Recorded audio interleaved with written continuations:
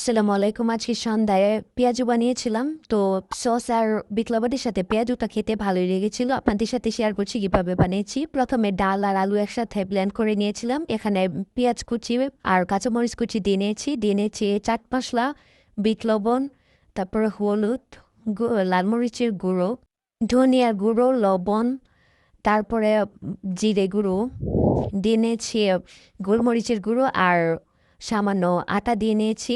এবার এটাকে ভালোভাবে মিক্স করে নেব। এটাকে মেখে এখন এটা ভাজার পালা। এখন একটা প্যানে তেল গরম করে এক এক করে বড়াগুলো দিয়ে নেব সুন্দর করে। এখন এক পিসটা হয়ে আসলে এটাকে উল্টে নেব সুন্দর করে। এভাবে উল্টে পাল্টে মাঝা করে ভেজে নেব। অপর পিসটাও এভাবে উল্টে নিয়েছি। এভাবে বানিয়ে খেয়ে দেখতে পারেন আপনারা, মচমচা করে সন্ধ্যা নাস্তাতে এরকম বড়া খেতে ভালোই লাগে। তো সস আর বিট লবণের সাথে এখন পরিবেশন করলাম। খেতেও খুব দারুণ হয়েছে। আপনারা চাইলে এভাবে খেয়ে দেখতে পারেন।